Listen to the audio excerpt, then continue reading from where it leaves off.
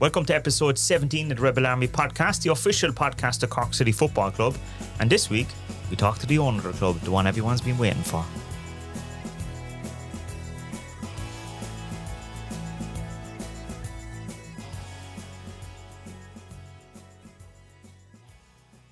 Yeah, welcome back to the podcast, joined as always by Aaron. How are you? Not too bad, Stephen. How are you?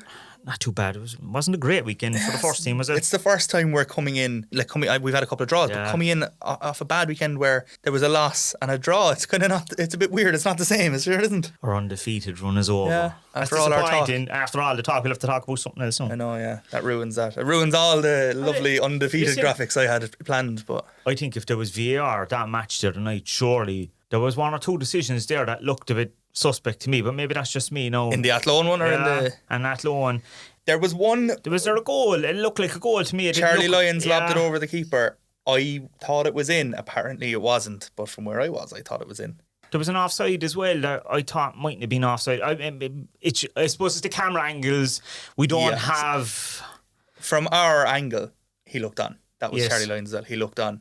And we had a pause. And again, it looked on. And then I had fellas from Athlone coming over to us and pointing at the screen saying, it's clear as day he's off. So at that point I'm questioning reality altogether. I'm like, can I not see? Am I misinterpreting things? So I don't know. To me he was on. Do you know what? To be I think fair, everyone in the ground knew he was on. I think Cian Coleman was about 10 yards offside, which I don't know did that throw the line or what, but he wasn't involved. He didn't touch it. He wasn't involved. So he said Charlie was off. I thought he was on. You thought he was on. I think everyone in the ground thought he was on, but it wasn't given. It is what it is. Yeah. But other results went our way, kind of. So obviously, we lost that one.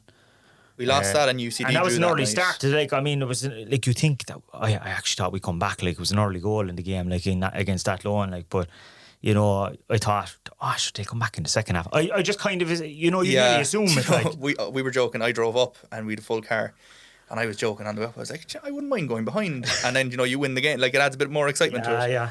And to be fair, we went behind. We didn't do the winning part, so maybe I'll keep that talk to myself. It won't jinx things, but yeah, I did as well. To be honest, I thought we'd come back even towards the end. I was like, look, we'll get an equaliser, but didn't happen. So it was an unusual feeling. And then yesterday against UCD, the keeper had a great day. Like, do you know what? Like Friday in Athlone, performance wasn't great. I didn't think, and Tim didn't think, and I think the players knew it themselves as well. Yesterday, like the performance was much better. It wasn't incredible, but it was much better than how it was. It was no different to a lot of the games we've had at home. Exactly, yeah. And like that UCD keeper, Keane Moore, he's one to watch. I tell you something. Fair play, because without him, we could have had 3 or 4 goals. Like even that long range shot. The one from Sean Murray, I swear to God, I nearly fell out the gantry watching that. Goal of the season, if that had gone in. Wrapped up, yeah. And it's that like was going in only for that. That was a brilliant save he made. Incredible save. There was another one towards point the end blank, not even earlier on, point blank. Bagsy's header catches the keeper square in the face. Yeah. Another couple towards the end. Malik nearly had a chance after he came on. It was great to see him back as well, by the way. It's good to see him, because obviously we had him on early in the season here, and I think it took longer even than he expected, to be honest, to get back to fitness. Yeah, at the time he was saying May, which we were hoping was the worst case thing, because that was back in February? Because I think Tim might have said April. I think Tim said a couple of weeks, and then Malik said May. Yeah. He did, and I had to text him trying, being like, am I alright to put this out? Because Malik's after saying May. And then he comes back in June. So but look, it's great to have him back anyway, regardless. But he had a chance when he came on. Yeah, we could have won that game. I don't know how we didn't win that game. Yeah. But again, fair play to that UCD keeper. They were down to 10 as well at the end, weren't they? They did, yeah. They used their subs. A guy they brought on, Sean Brennan, actually, and he only lasted a couple of minutes. He looked like he did his hamstring or something and went back off. But not sure what player it was. Another one got injured towards the end and went off, and they had to finish with 10. Yeah. 6 minutes added. I think we ended up playing like 9.5 or something in the end. So to be fair, we had chances to score in stoppage time. Like it dragged on, it didn't happen, unfortunately. But as you said as well, it didn't finish like bang on the 6 minutes. It definitely went a good bit over. It did, yeah. Because there was injuries in the middle of the injury time as well that kind of delayed another minute or two. Even getting the guy off the pitch took about a minute and a half to get him off. But as you said as well, results elsewhere went our way. Like Athlone had been winning, and then Finn Harps got an 88th minute equaliser. So as frustrating it is coming out of the weekend with a loss and a draw, we're still 9 points clear. Yeah. So could have been more. we'd been absolutely delighted if it was more, but look, we're still 9 points clear. 9 points clear, and gone past the halfway point. Yeah, past halfway. We've 2 more home games to come before the break, and yesterday as well was another clean sheet. Yeah. So from Brad's point of view, those numbers are going up.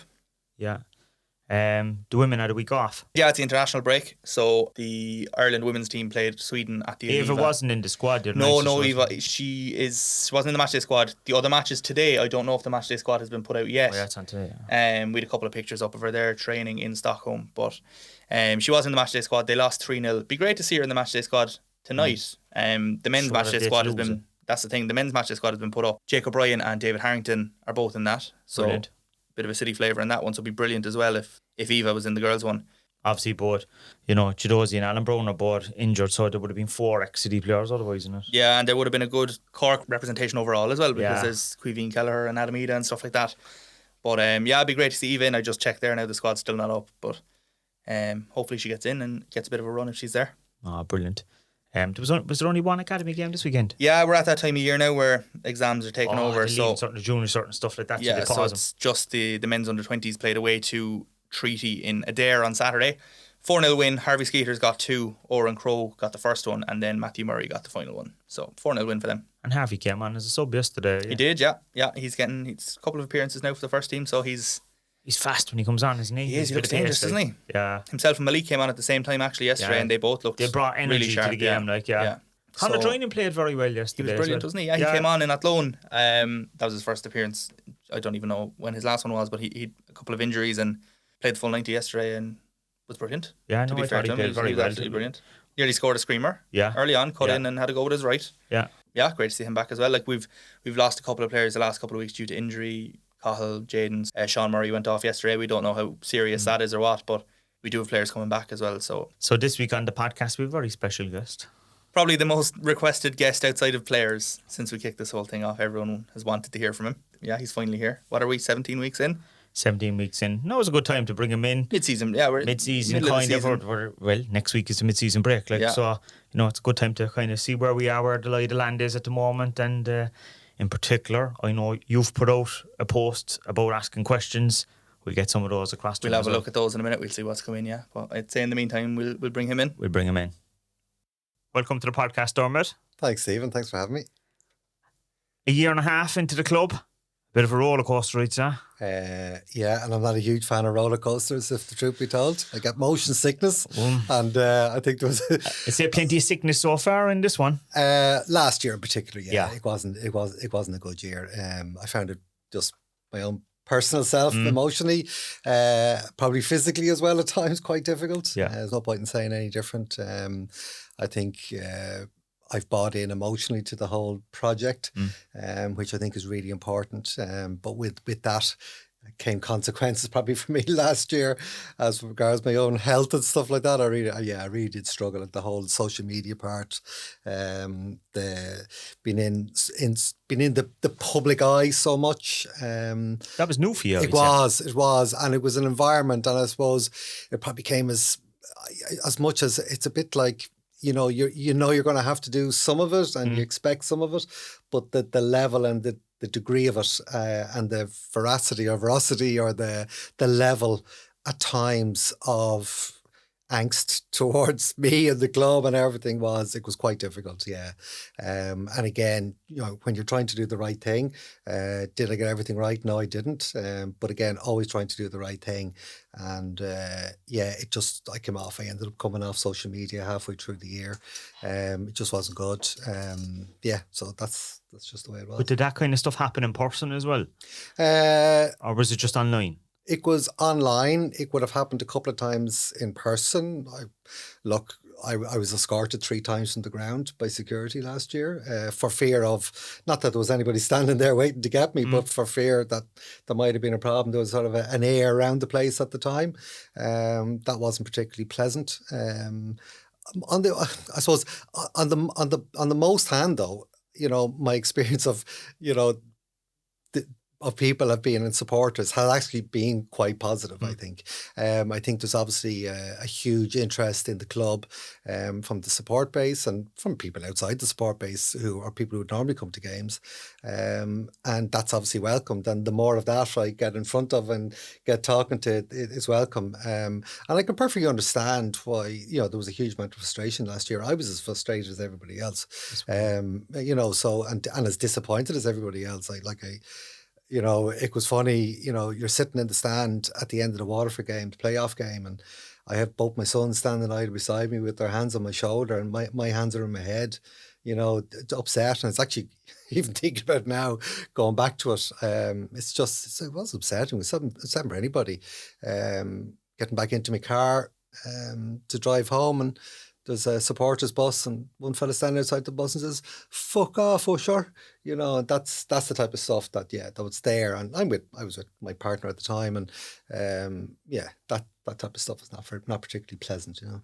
I'd imagine that wasn't in your mind when you first thought about buying the club. No, not at all. Like, you know, you think about the glory, I'd imagine. Yeah, and I think it's important for me as well. Like, I don't have to do this, you know, I suppose.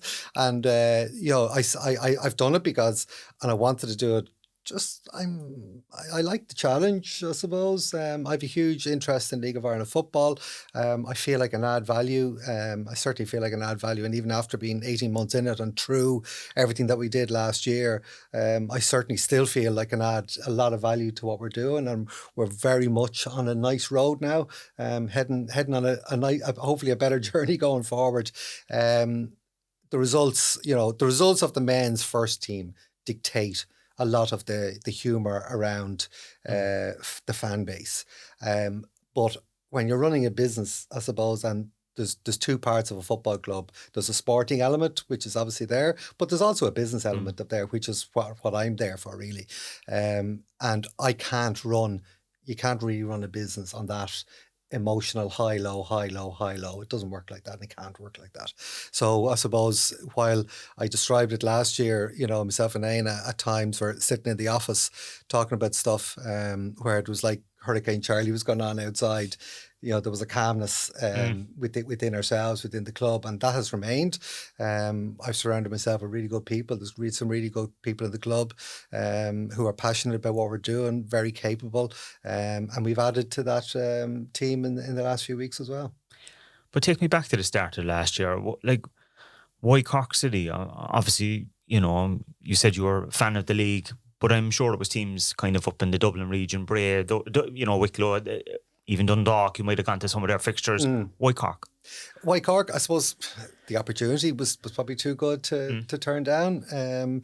I was aware, you know, a number of years ago of the club potential, trying to understand numbers, and I suppose I would have spent a number of years looking at the different numbers of the different clubs around the league, trying to really get a good understanding, which I did. When you say numbers, are you talking about numbers coming through the doors, revenue, profit and loss? Look, stuff to do with, like, you know, what's the population of an area, basic thing, you know, something as basic as that, because that can reflect on what numbers potentially, what the potential of any club is. So that'd be a big one, big driver. What's the business community like in an area? What's the current level of sponsorship that's there? What type of sponsors are they? What level of sponsorship are the people getting? What other off-field activities is going on? What's their academy structure like? What facilities do they own? And I would have built up, you know, a good picture, I suppose, of most of the League of Ireland clubs within Ireland. And again, just to understand the nuances and try to get a good idea of the nuances of different clubs and what works and what doesn't, you know. And yeah, just to, again, yeah, so the opportunity came along. I got a phone call. It's quite well known at this stage that I got a phone call from somebody in the FEI asking me would I be interested in having a conversation with Cork City, and I said absolutely, and met Aina to start off with, and that progressed then onto the Forest board, and I think Aina probably saw in me somebody who knew his numbers, knew the detail, and I'd be very much a detail type person. And I think in the Forest board, they saw someone. I think the Forest board members themselves probably realised where they were at as a fan-owned club. And you know, my ability to probably take it on. Obviously, getting relegated wasn't part of that plan, but it's also it's like sometimes, well, when you get a slap in the face, how do you deal with it? How do you react to it? And I'd like to think that with what I've done this year with the appointment of Timmy, with how we're doing now in this year in the league, we're still 9 points clear as it stands now. That and the hope is to try and get back up first time again. That we're getting back on track. So listening to that, it was the potential of the club. Was it more than anything else? Did you think it was a bit of a sleeping giant? So when you took it over, in terms of you're thinking one club, one city.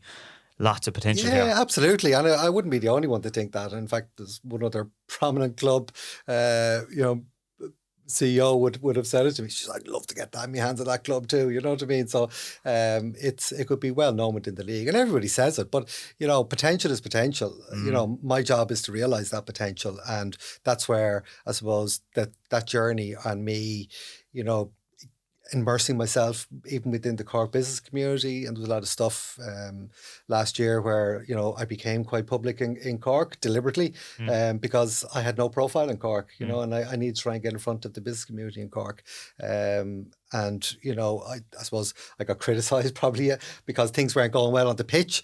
I got probably lashed out of it for doing that too. But there was reasons for everything that I was doing from a PR point of view, and even stuff with where we backed off maybe some of the PR stuff towards the end of the year was done deliberately as well, just to protect the club from a PR point of view as well. Yeah. But when you went in, so when the deal was done, what did you see in front of you? Like, what were the strengths, would you say, and what was the weaknesses of the club that, in your opinion? I think the strengths are, it's the one city, one club. I think the level of support and the fan base that's here. There's a certain level there that can help make the numbers work. Obviously, the business community in Cork is particularly strong. I think the people of Cork are passionate about sport, and I think if you can bring some level of success and professionalism to it, I think they'll get behind it. So that was a huge part of it. Having a fantastic, Turns Cross is a fantastic stadium. There's, close to 7,000 people could fit into that. So a lot of the facilities, the weakness, without question, would be our, not on match night, but our training facilities. There's a definite weakness there. And the club is going to need support from government and from the city, to try and get that bit sorted over the next few years.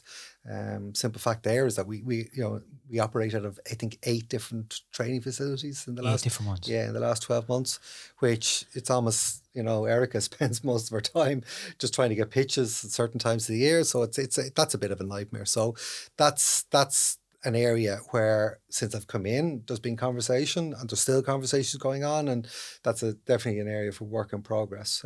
Don't have a full solution just yet, but hopefully we're working towards something. But did you expect that coming in, or were you thinking it's all about, the Premier Division, it's about the first team?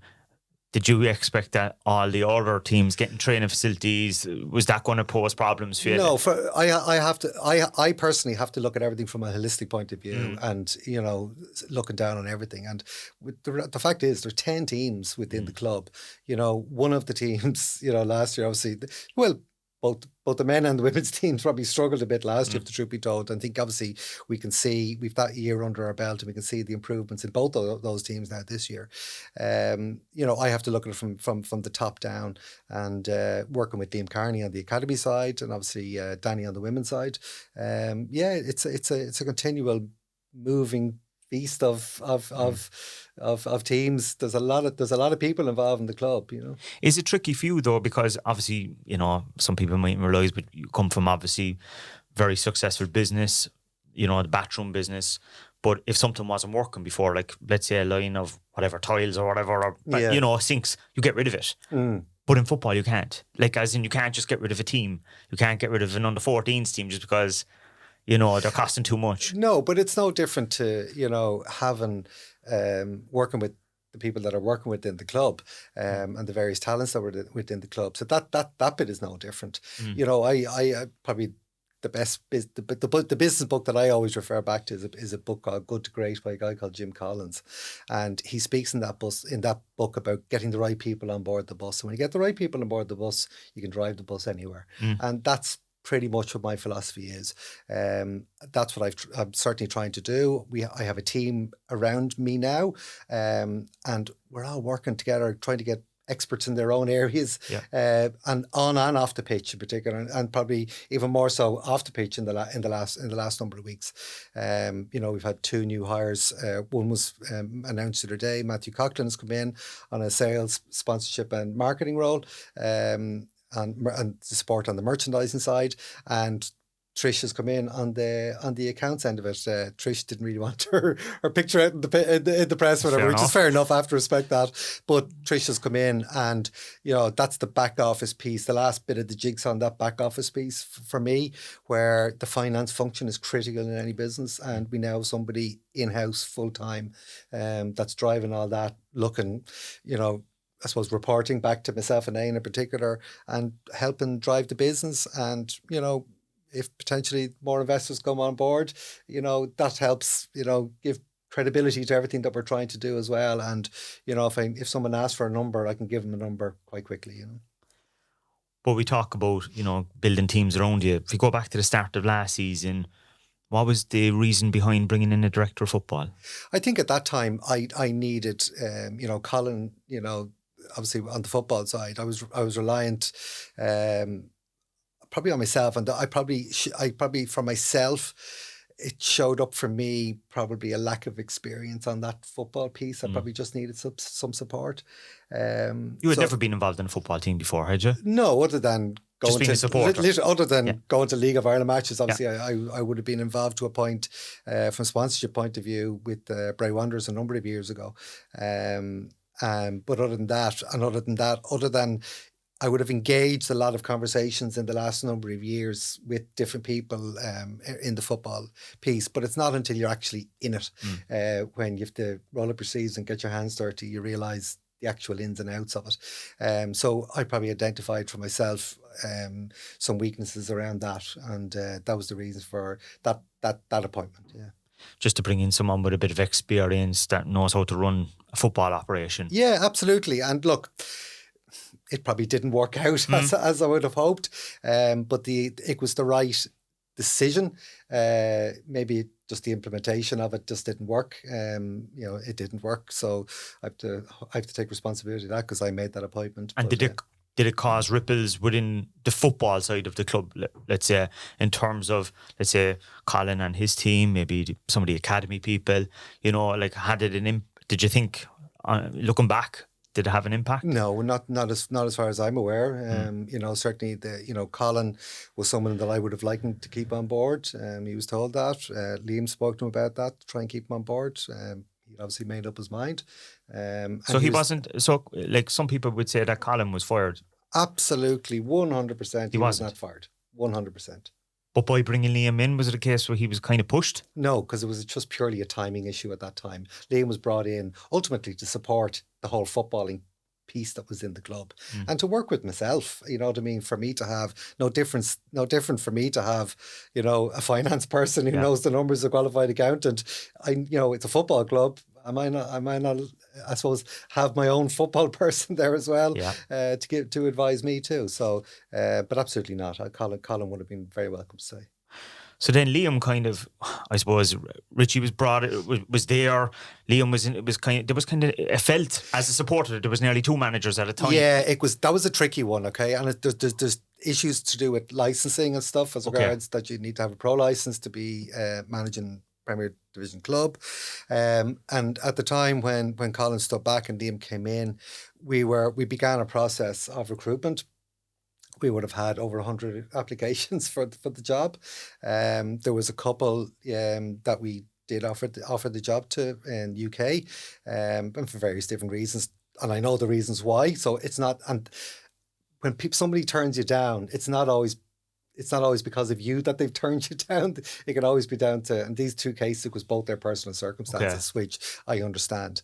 But we would have gone through the process, and we then won 4 games on the bounce, and we're coming into a break, and we're sitting there saying, like, we don't want to make just any old appointment just to make an appointment. And we made the decision, look, let's see, let's just we've won 4 games. Let's just try and keep this going to the end of the season. Was it the right decision in hindsight? No, it wasn't. But that's the learning for me out of it, and I'll take that one on board. I'll take it on the chin. Yeah. And at the time, do you feel that maybe if there was someone in there, they could have maybe strengthened in the transfer window last summer, or maybe got people in? Yeah, I'm not. Yeah, I think certainly the recruitment, we struggled. I think we took in 9 players in the window last year. So which is a lot. It was, and if you look at social media, it was all Usher, get your checkbook out. There was no issue with with me writing a check to get. I did everything I did everything I possibly could, to support the people that are on the football side that were within the club. The recruitment, there was a couple of players that were pretty good, but recruitment overall was poor. That didn't help. I honestly, I just think look, hindsight's a great thing, and you learn from it. We could have done better. So, what happened then to say that, Liam then eventually, I suppose, was kind of pulled away from the first team. It was handed off to Richie. Richie brought some of his own people in. Yeah. What happened there? Well, what happened there was that we lost 5-0 against Dundalk. I was sitting in the stand. We were a couple of 2-0 down maybe at the time. I remember Ollie Byrne went down at one stage, and I just felt... I remember Liam was standing on the sideline, and Liam has his own management style, which I think for the second half of the year probably didn't suit our team, being truthful. And that's fine. It's worked for Liam, had a great success over the years, so you can't take that away from him. But I think for us, for the last 6 months of last year, that did not suit. It wasn't what we needed. Okay, and I just felt there was a moment then where I felt Liam should have brought all the players, even at 2-0 down or 3-0 down, whatever we were, to try and rally the troops or whatever. And it just didn't happen. And I made the decision there and then on the football side, that I was going to ask Richie to come back in and take over on the football side, because everything, it became very apparent then that everything was going to hinge on the playoff game, and that's where all our focus was. So the idea of bringing Richie back, bringing John Flynn in, was to bring some of the old lads back into the old school guys, old school mentality for probably one game to try and to bring passion into the club, was it? Yeah, that type of thing. And stuff like, I remember Richie, and it was even probably relevant to the last, even this weekend, where our match at Lone on Friday, probably the level of performance level probably wasn't where it should have been at. I think Richie passed a comment last year, which I think is valid, where it's do the things that you don't need ability for, hard work, closing people down, all those basic things. And we tried to get back to basics last year. Look, we came up short, but I think in that particular playoff game, when you look back at, by half time, we had lost 3 people, including our leading goal scorer. I think Joe O'Brien with Marsh, going to literally to put the ball into the net, and it hits a divot and shoots up over his foot. You literally, if anything was going to go wrong, it went wrong last year. It's as simple as that. So I'm hoping to God that's the last. That's all our bad luck out of the way. So the club gets relegated. All your plans must have been completely turned upside down then all of a sudden, because you probably, I'm guessing you have a 1 year, 2 year, 5 year. No, they wouldn't have been.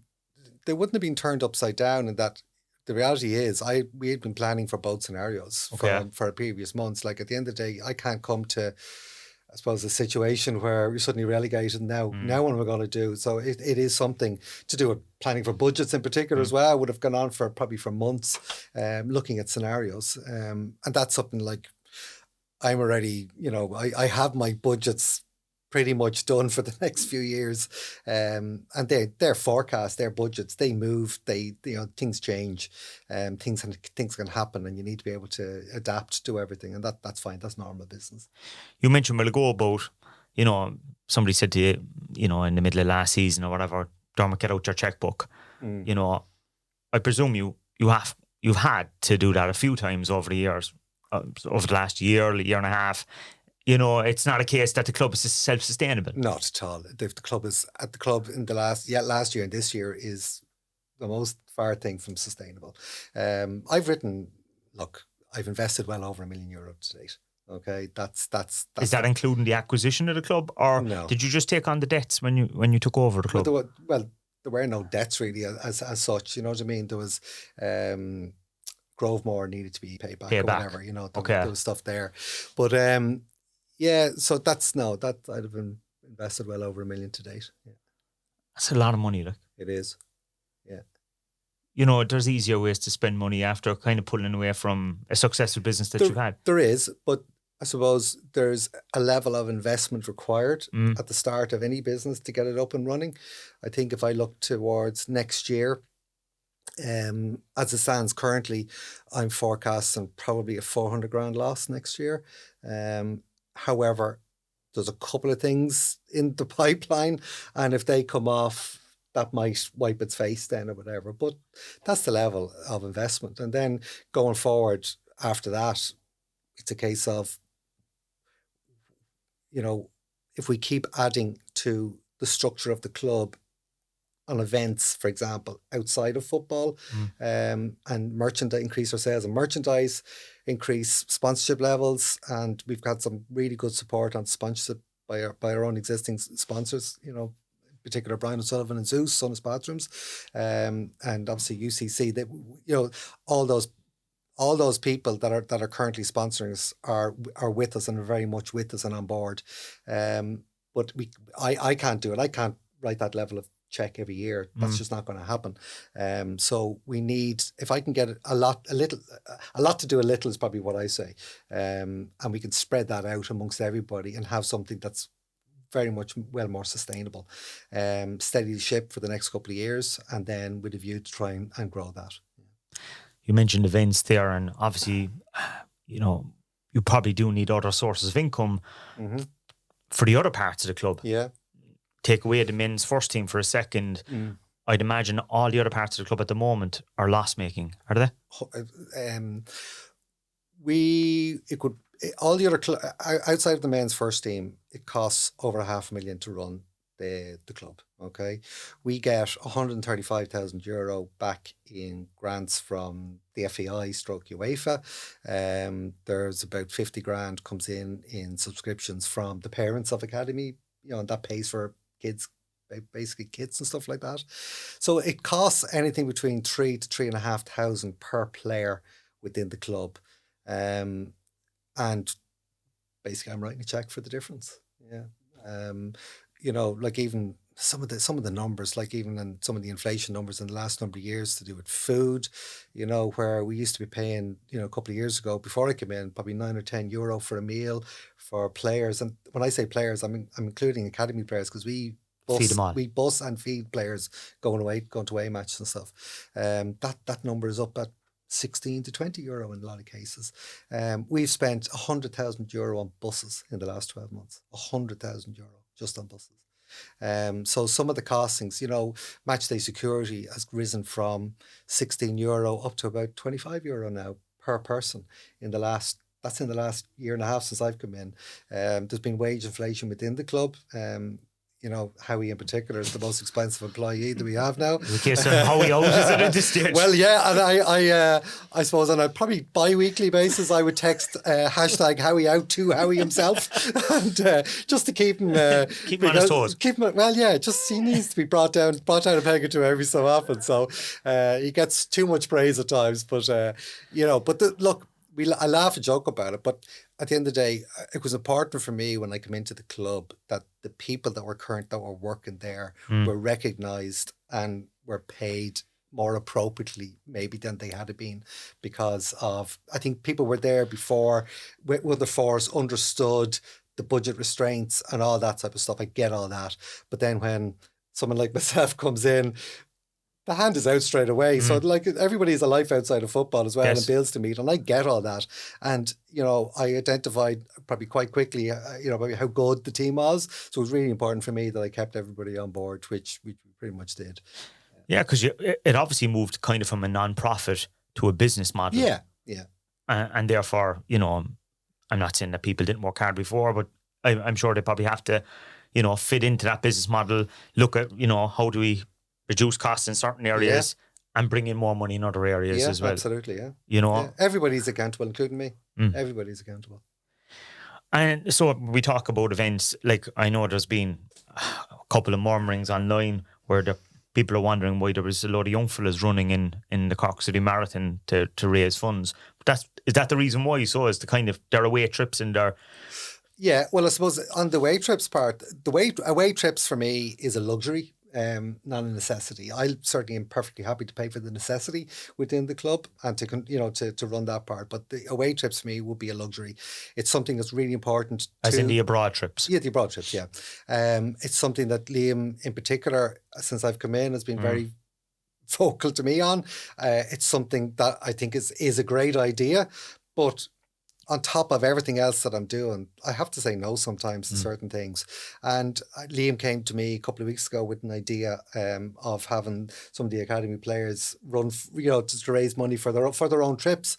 And I thought, yeah, it was a good idea. And I think probably from a few different reasons. First of all, to raise awareness about the trips. And it's an opportunity for, at the end of the day, I've got kids from 14 to 18 or whatever, a little bit of responsibility and understanding for themselves as regards, well, how much does it cost? Like each trip on average probably costs about at least €10,000 to run. Okay. So if you've got 4 teams going away on the boys' side, that's 40 grand. Okay. So I think a little bit of responsibility from on the kids part of it to understand what it costs to do this trip and to take some ownership of it. I don't think that's a bad thing. I think that helps with, as well as developing footballers. We're also, and Liam is big on this about, developing people as well, because and emotional intelligence, all that type of stuff. I think that for me would definitely be part of it. Yeah. But I'd imagine in the long term, you're also hoping that the academy, produces the biggest return on investment for the club. Would I be right in saying that? Yes, but I think the academy has a long way to go to do that. The current structure of academies, you've got someone, if a parent decides that they want their child to wait until they're 18 before they make that big move, well then at 16 we're obviously in a position and have been in a position in the last 18 months and have done so to offer professional contracts to the right boys in that particular case, and that's investment for us in them. They're in a full team and for a full first team environment as well, which will hopefully get them to the next level. That's the investment part for us, that when they turn 18, there will hopefully be a few sales down the road. There's obviously ambition, and I think it's really important that there is ambition within the players that play for us and also within the management team, coach and staff as well, to get to a higher level because that's what drives standards, both on and off the pitch.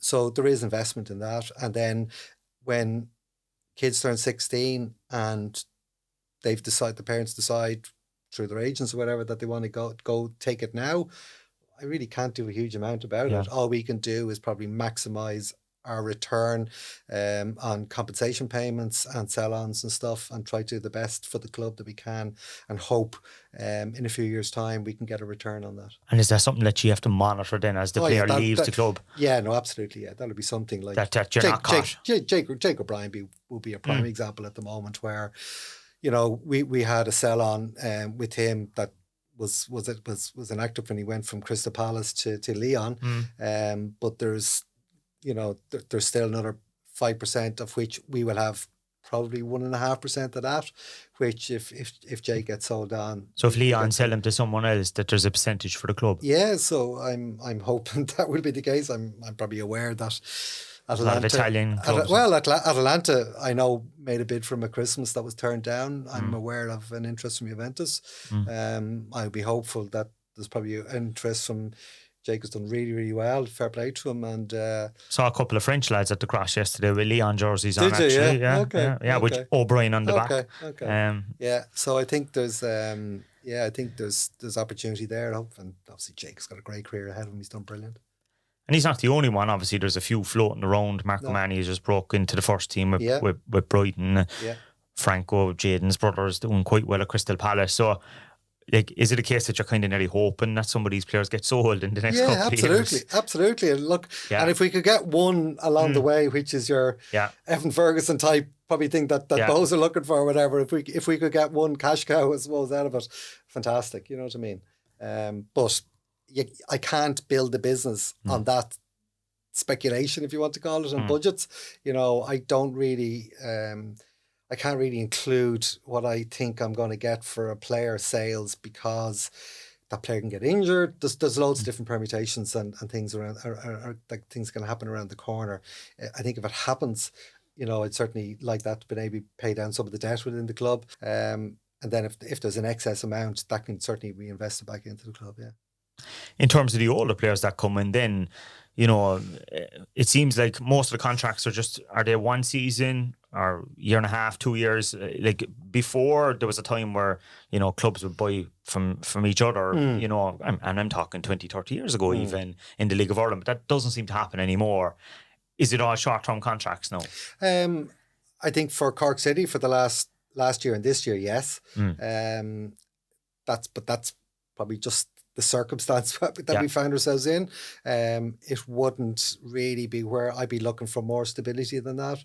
I think, you know, as each, you know, window opens up, you're looking to try and add to squads as you go along, and you know, you're hoping each year that you've got a base moving from one year to the next, the familiarity around the coaching, you know, the tactical end of how we're doing and playing.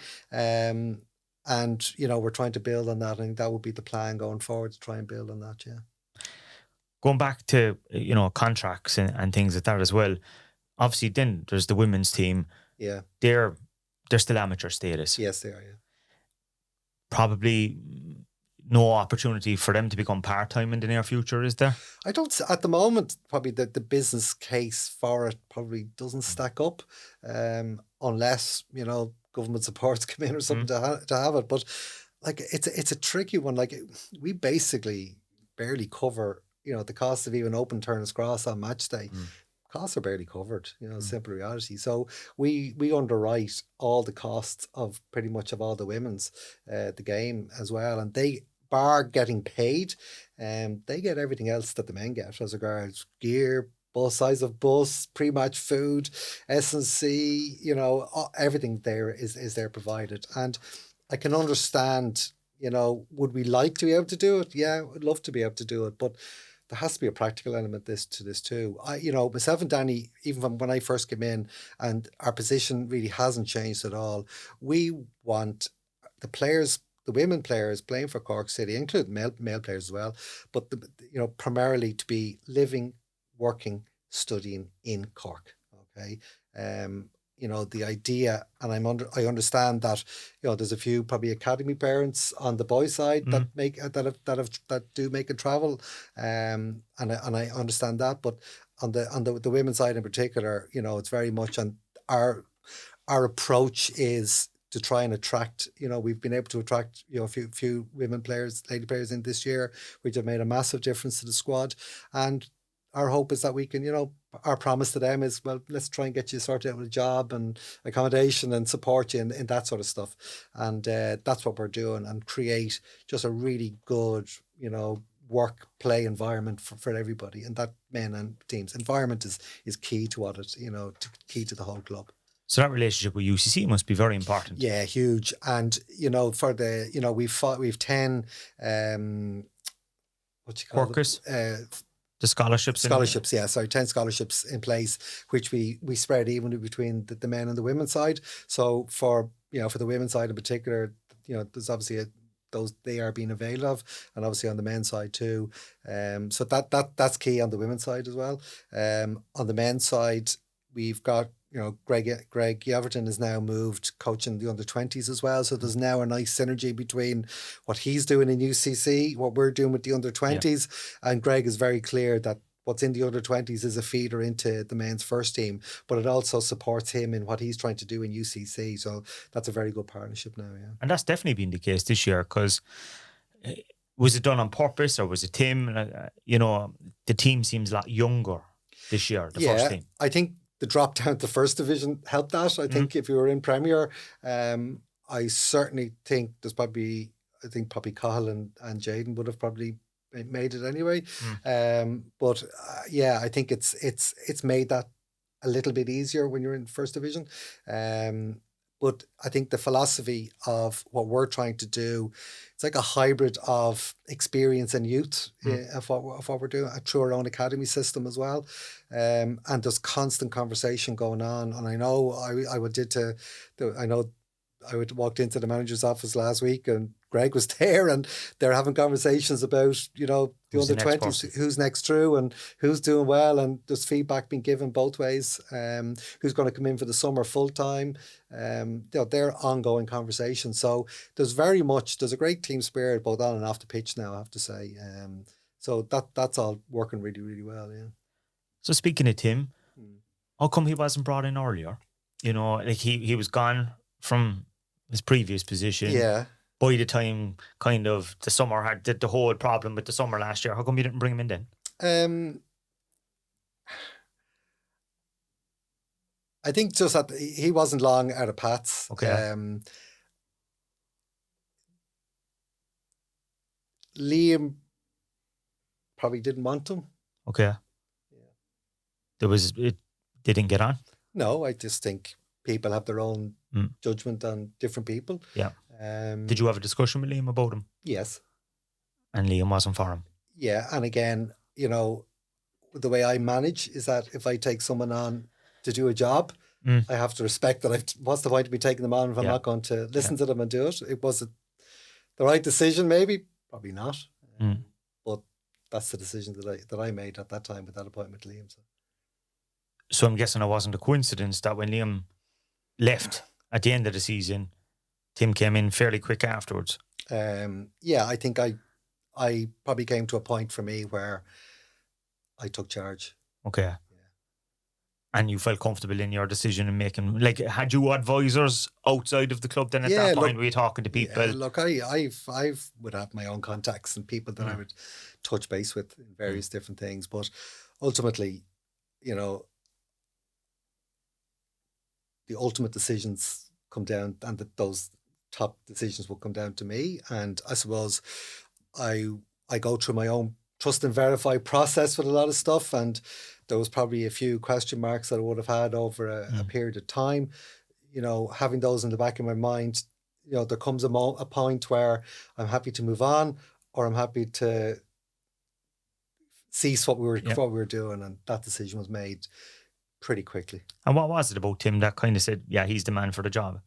Look, I've known Tim since he was played for Bray Wanderers, you know what I mean? So I'd have had a very, probably a long relationship with Tim going back to 2016 or 17 or whatever. So myself and Tim were quite I've known each other quite well, yeah.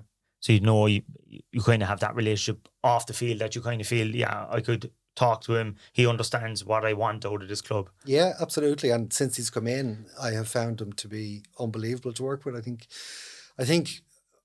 what happened for him in Pats was obviously a difficult circumstance for him, but I think it's actually helped him in a way. I think we've had numerous conversations about our relationship, about communication.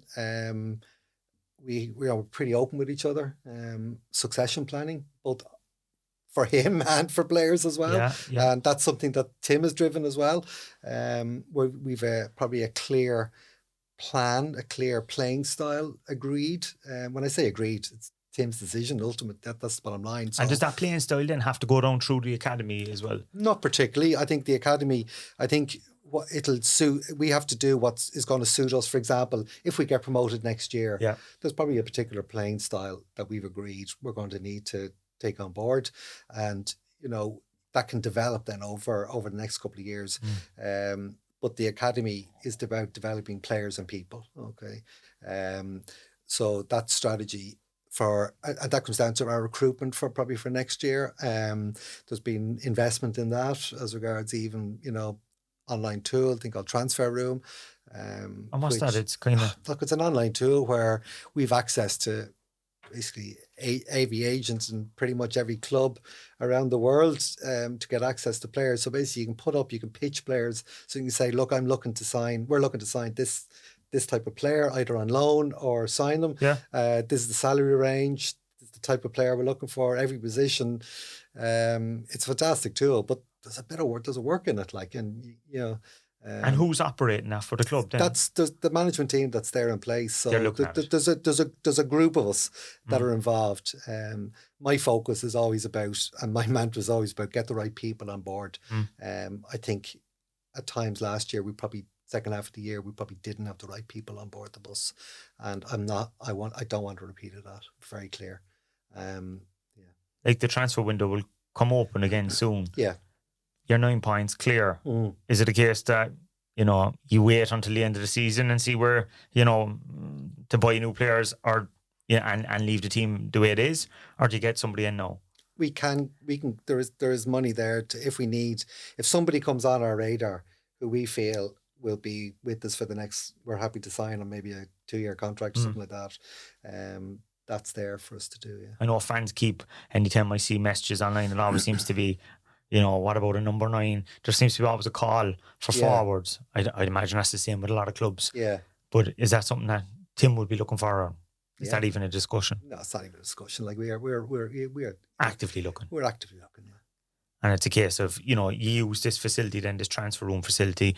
But it's one tool that we have. It's one tool. But, you know, have you relationship with scouts around the place? Yeah, of course, absolutely. In other clubs, you know, I was talking to the CEO of a championship club, you know, last week, as somebody that I know for a few years. I was talking to a Premier League CEO a few weeks ago, a few months ago, actually.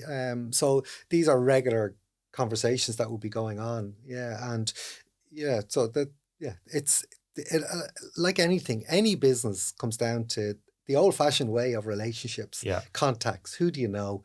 And people buying into what we're trying to do as a club.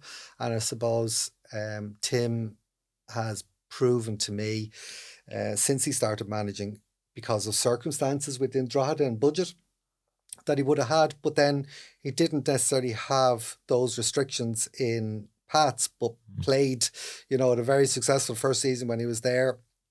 And then the team that he left behind obviously went on to win a cup with very young players, you know, the likes of Mason Mealy and stuff as well. So he's got a lot of experience and, you know, sees the value in youth. And it's just trying to get that youth experience blend right. I think that's probably the approach. So I think the academy that we have, and with the level of the ability that's through it, I think it can only help support what we're trying to do over the next few years. Would there be a part of you think that a kind of key signing at this time of the year might boost attendances as well?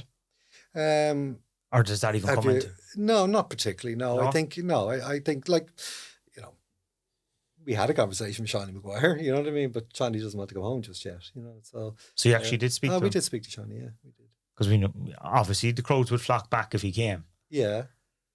Being a fan hero from a couple of years ago. Yeah. But he's not ready yet. No, I think his wife is due a baby in the summer as well. I think he feels he's probably got some time yet over in the UK. And obviously she's from Cork, so I thought that might have. Yeah, who knows? Look, who knows what the future will hold? But like, if Shawnee was coming back, we wouldn't be the only one looking to come back. And, you know, being truthful about it, though, the level of budget, I think as a club, you know, we want to sell a really good environment. I think a really good city. It's a nice place to live. I've really enjoyed being down here. I spent a lot of time here. Like I've spent quite a lot of time down here. And you haven't moved down here, have you? No, I haven't. Look, there's a 2-hour commute for me. You're based in Kildare, is it? I'm based in Kildare, yeah. So like in the last week, I was down here last Tuesday, Wednesday, Thursday, at Long Friday. I was in England Saturday, Sunday. Down here yesterday, here today. Back here Friday, back up Saturday. So that's my commute that I'm doing, but it's 2 hours up the road, so it's fine. Will I buy something in time? Maybe, yeah, maybe. Yeah, because obviously that takes its toll on you. But I'd imagine there's probably business to be done in Dublin and stuff with the FAI and things like that as well. No, there's loads of stuff to be done. Like even next Tuesday now, I've meetings organised with Matthew to see some of the head office of some of the retailers that operate within sports retailers that operate within Cork, and you know, to to look at for next year's gear and stuff like that. So those conversations are had. Zoom has been a godsend. One thing to come out of COVID was Zoom, I suppose. And people are used to it now. Yeah, I suppose, absolutely. And that'd be something that I would be an active user of. And it's just a convenience factor, yeah. You brought up there about, retailers and stuff like that. I suppose that's another way of making money, is the whole merchandise side of the club. I see a lot of rumours about the club kind of going down a different direction with the kit. Is there any truth in it? 100% true, yeah. So you're getting rid of, I suppose, Adidas? Well, we're not necessarily getting rid of Adidas, but we are. We're taking charge of our own, I suppose, brand going forward. I suppose in my previous job with Sunnis Bathrooms, I would have made some decisions but 20 years ago, which turned out to be the best thing ever for that business. I have no appetite to buy from a distributor, or in a lot of cases, especially when it comes to sportswear, you're buying from a manufacturer who's getting the product made in the Far East anyway. And, I think Howie probably showed last year, or for this year's kits, the design, our own design capabilities within the club. And so that's a route we are definitely going down.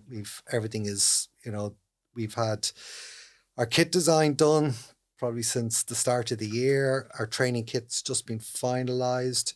There's a full range of product, both of training kit and leisure wear. And this is own brand. This is own brand. So Rebel Army clothing. Yeah, and again, my experience has been sourcing. Myself and Howie spent a few days in Germany at the end of last year at a big sports trade fair. We've partnered up with a factory who we're also working with a Danish guy who has 20, 30 years experience in the sports apparel industry. So I have, that's the support that I need there on that. And then they basically, he gets our initial designs. He has his own designer then who puts them to final drawings from a clothing point of view, and the level of detail that we mightn't be used to. So we've got that bit of a crutch there as well, and that bit of experience. But we're dealing directly, we're invoiced directly from a factory, and it'll allow us to have full charge control of our own designs going forward. It'll allow us to make sure that pricing is more competitive. Like, price of a jersey last year was €75, and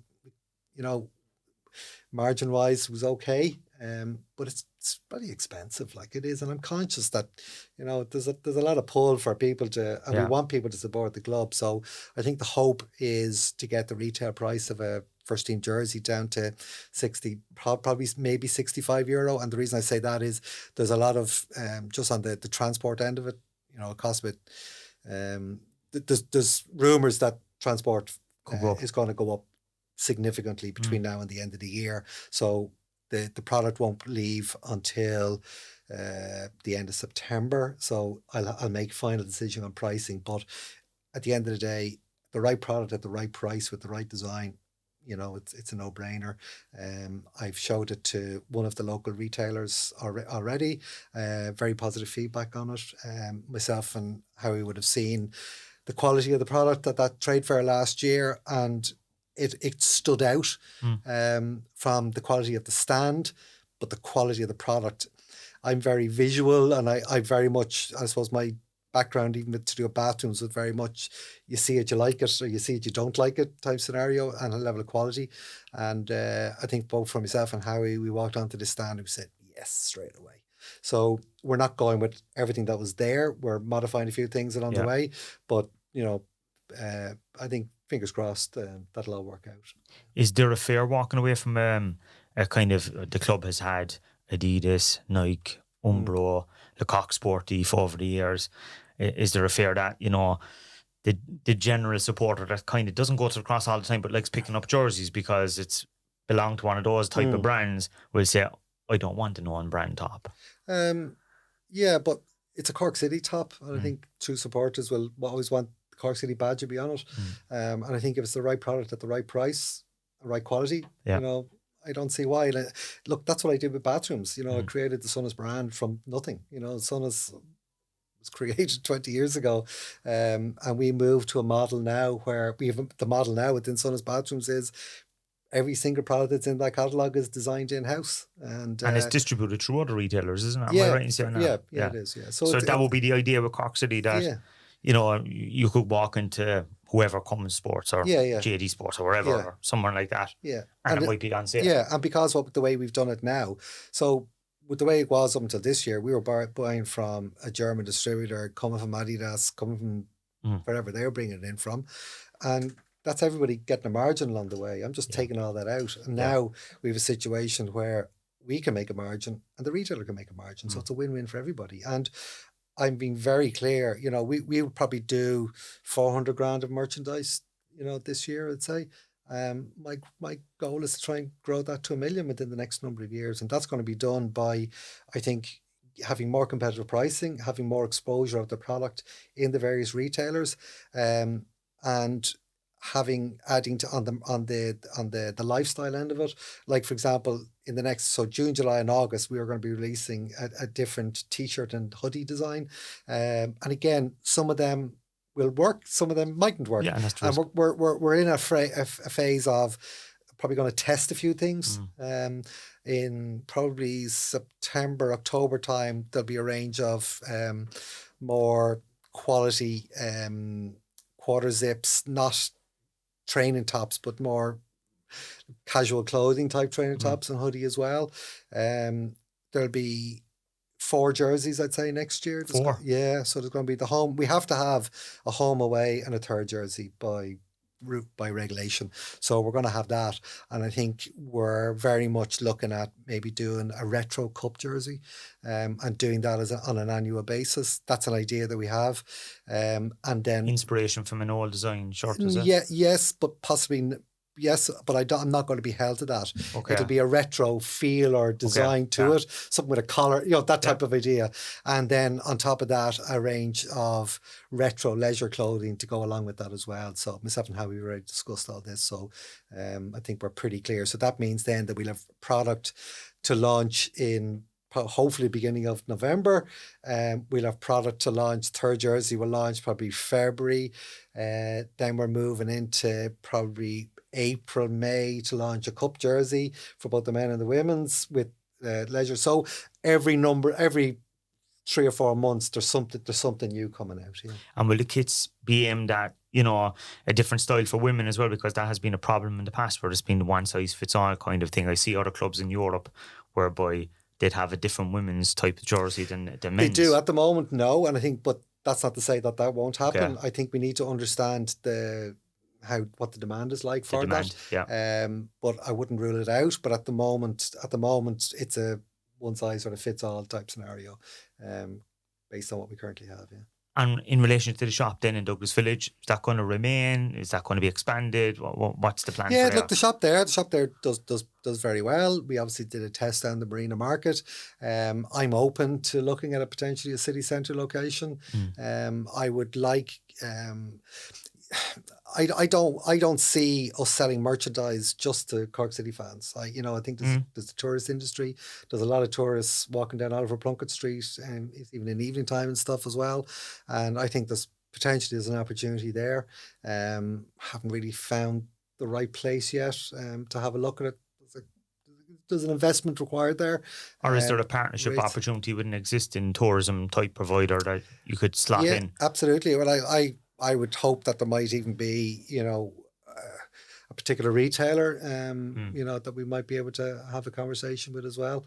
But again, even the existing retailers, if we can get, the existing sports retailers that are operating and around Cork, and you mentioned Cummins, and they've been hugely supportive of what I've seen the gear in there. Absolutely, yeah, and they've had a great year with us, really have, and we can try and develop that in other places as well. That I want to see every kid, man, woman and child walking around the city of Cork or the Cork County, wearing a Cork City top, t-shirt, hoodie, whatever it might be. But we need to have something to sell them at the right price with the right design. Yeah. And then that probably, I suppose the shop will also act in as a kind of a hub for selling tickets to events and things like that. And I see that, you've announced a comedy event. Yes. So that's totally different for the club. I don't think the club has ever done something like that before. And that's something, you know, probably the golf days was the initial events, series of events that we started with last year. And again, look, I get very frustrated, I'll be honest with you, some of the online particular comments. Yeah. That's probably the narrow-mindedness and short-sightedness of some of that commentary. The bottom line is I need to, from a sustainable club, to have a sustainable club, we need revenue streams that are even outside of football potentially. So the plan this year was to have 5 different events to raise, you know, for us to be able to clear 50 grand to offset some of the costs that we have. The plan next year is to try and raise 100 grand through that. So even we're looking to hold gigs.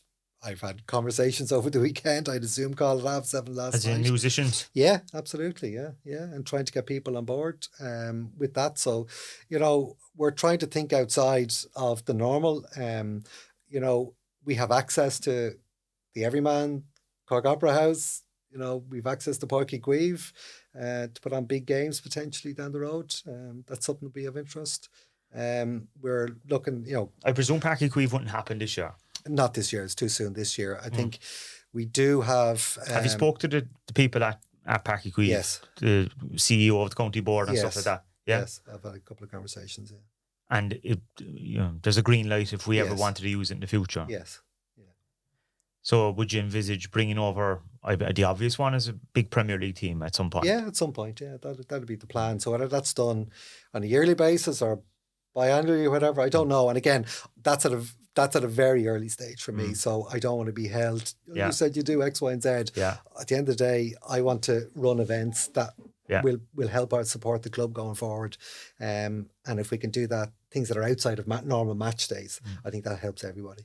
And what's the relationship with like the likes of Munster Rugby? Are you talking to other sporting organisations in Cork? There's a very good relationship between ourselves, GAA, Munster Rugby, yeah. And look, even after what happened with Turner's Cross, you know. Yeah. Did you have to look at options? So obviously this year, no one expected that to happen. No. You know, I mean, we were all there the night they played Cove Ramblers and the pitch was in a bad condition. Yes. But I don't think any of us expected to go a month without football there. No. I can understand why, like the pitch did need a few weeks to recover. There's no question about that. So that was the right decision to close the pitch for that period of time. And it's been commented on now how well the pitch is looking in the last few weeks. It's a really good surface. And when you actually stand on it, they've done a brilliant job to turn it around. But yeah, look, we have ongoing conversations, and we'll always have ongoing conversations. Yeah.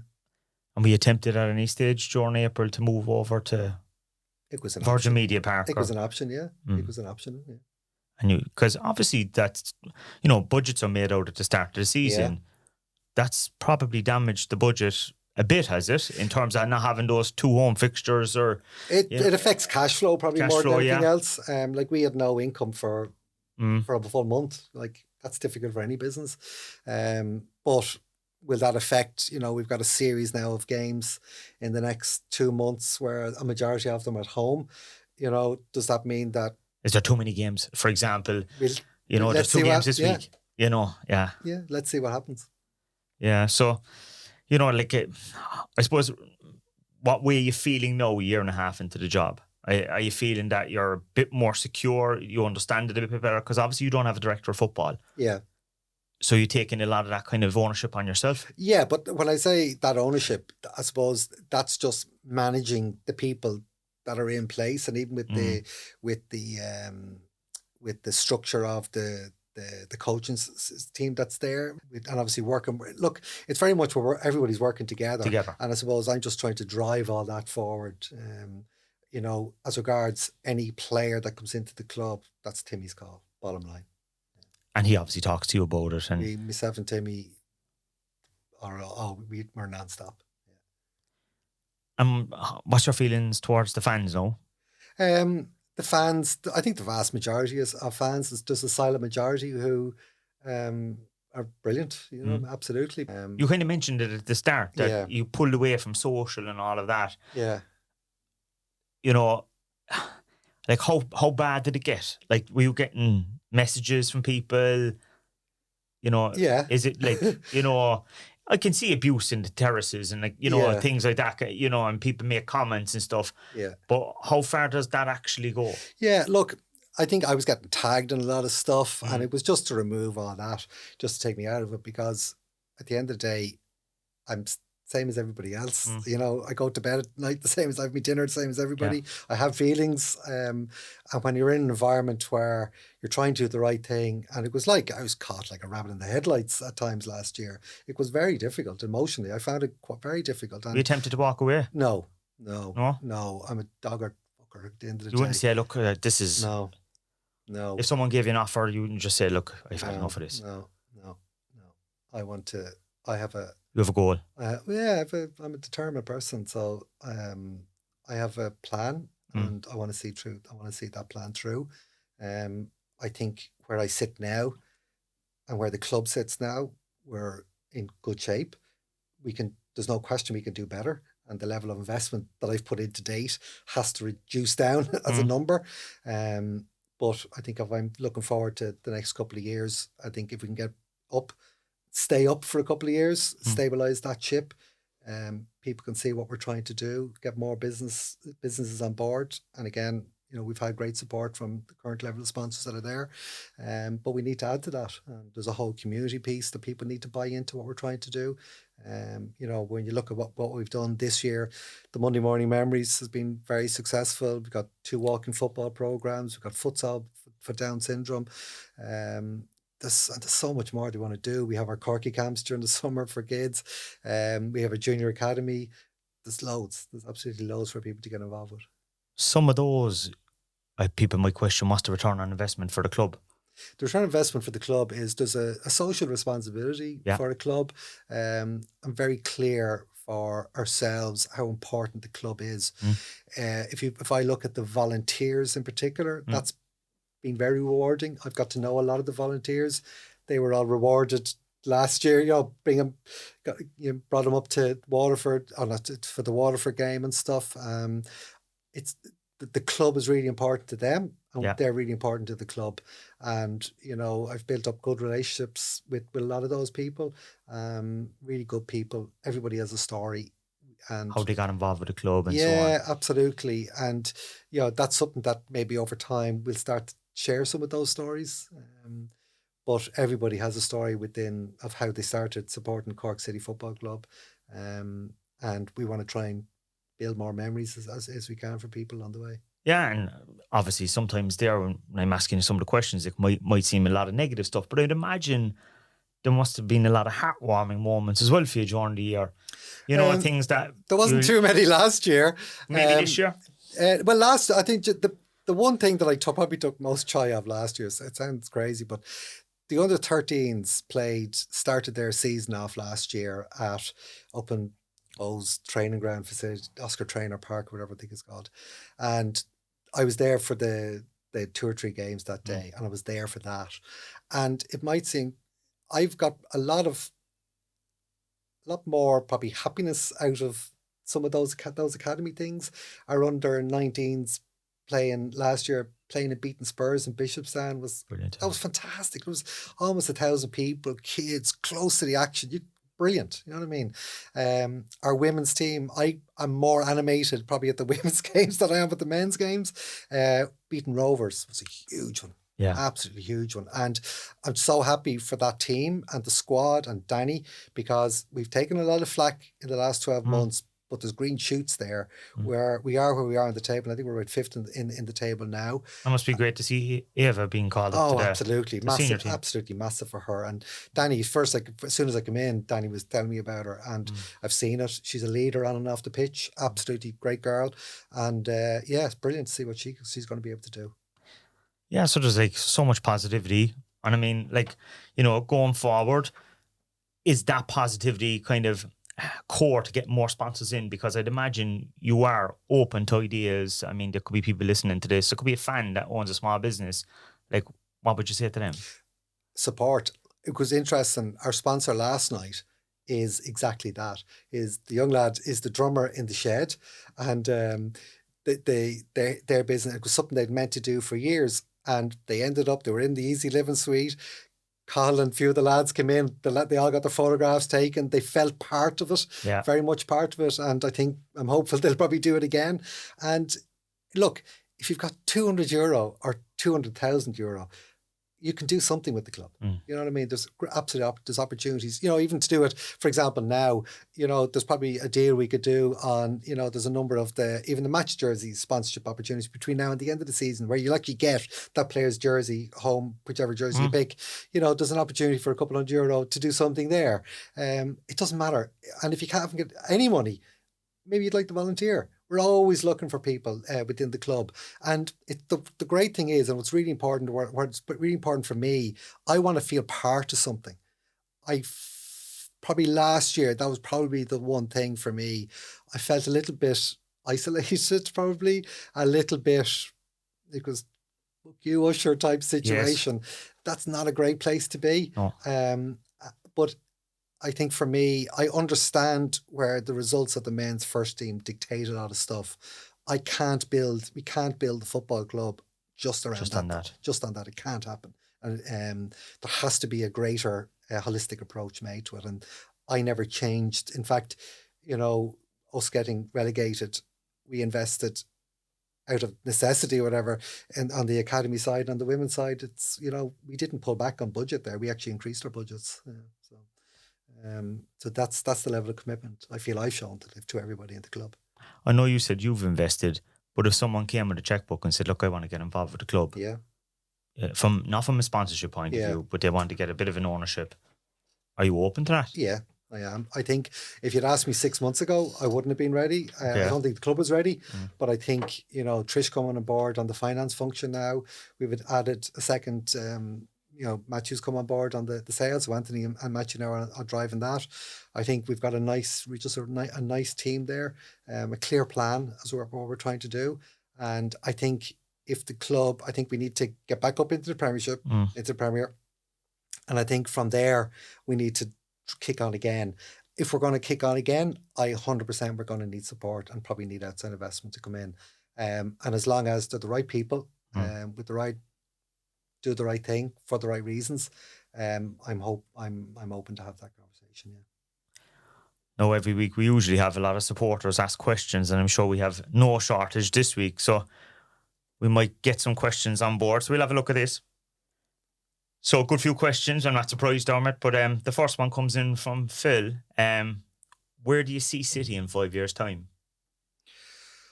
I hope with a number of investors on board that will allow us to get back up to the heights where Cork City deserve to be, and that's in Europe.